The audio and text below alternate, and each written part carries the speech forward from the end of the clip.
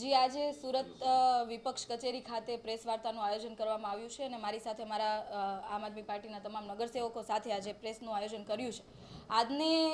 આ પ્રેસ વાર્તાનું આયોજન એટલા માટે કર્યું છે કે સુરત મહાનગરપાલિકા દ્વારા જે સીલ મારવાની પ્રક્રિયા ચાલી રહી છે, દિવસ રાત આડેધડ જે સીલ મારી રહ્યા છે, અમે એનો વિરોધ નથી કરતા, પરંતુ માત્ર ને માત્ર નાના લોકોને ત્યાં સીલ લાગે છે, નાના જે બોલી નથી શકતા એમને ત્યાં સીલ લાગે છે અને આના થકી આર્થિક વ્યવસ્થા ઘણી બધી જોખમાય છે। અમારી માન્યતા અને અમારી માંગણી એવી છે કે જ્યાં મોટી મોટી બિલ્ડિંગો છે, મોટી ઇન્ડસ્ટ્રીઓ છે, એમનો પણ સર્વે કરવામાં આવે, સુરતની તમામ ટોટલ મિલકતોનો સર્વે થાય, તમામ મિલકતો કયા આધાર પર એને બીયુસી આપી છે એ તપાસ થાય અને જ્યાં જ્યાં ફાયર એનઓસી નથી તે તમામ મિલકતો સીલ લાગવી જોઈએ, ઇન્ડસ્ટ્રી હોય કે નાની મિલકત હોય તમામ જગ્યાએ સીલ લાગવી જોઈએ, નિયમો બધા માટે સરખા હોવા જોઈએ। અને અત્યાર સુધી જો આ સીલ નથી માર્યા, અત્યારે આપણે 3-3 હજાર 4-4 હજાર સીલ મારવા પડતા હોય, આનો મતલબ એવો કે અત્યાર સુધી અધિકારીઓ ઊંઘતા હતા, એમને કોઈ લોકોની કે કોઈ લોકોના જીવની કોઈ પડી નહોતી, પરંતુ જ્યારે રાજકોટની અંદર દુર્ઘટના બની ત્યારે તમામ અધિકારીઓ જાગતા થયા, તંત્ર જાગતું થયું અને તરત કામગીરી ચાલુ કરવામાં આવી। તો અમારી માનનીય કમિશનરશ્રીને, મ્યુનિસિપલ કમિશનરશ્રીને માંગણી છે